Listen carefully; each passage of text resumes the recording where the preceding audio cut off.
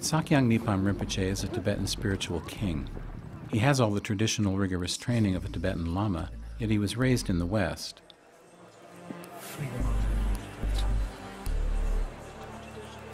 Step to the now. Free the mind of time. Step to the now. Do you want to do one more of what we last did before we do that? Sure, I can do that. The communist invasion of Tibet forced the Sakyong's father on a treacherous journey over the Himalayas to the safety of India. Many died along the way. The Buddhist teachings are the most precious part of Tibetan culture and life. Having lost everything, his father set out to find a new home for these teachings so they would continue into the future.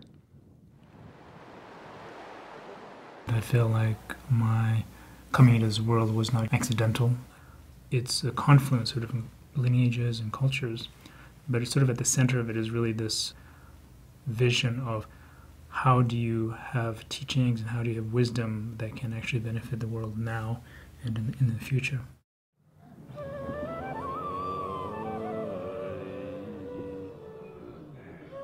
He was born in India, but joined his father in the West when he was 8. His father, Trungpa Rinpoche, was charismatic, controversial, and in the middle of a new spiritual revolution. He became widely respected for bringing Buddhism to the West. This is where the Sakyong's story begins. His education and training was universal in nature. From the ancient wisdom traditions of Tibet to adapting to North American culture, his life was a fusion of East and West. He said to me, I've done what I can, and now you need to do the rest. His father passed away when the Sakyong was 24 years old. Alone, and with little support, he was left to carry on the work his father had begun.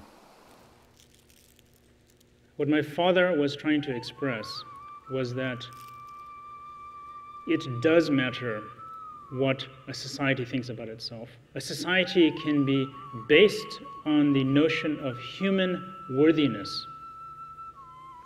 This point gets lost so often.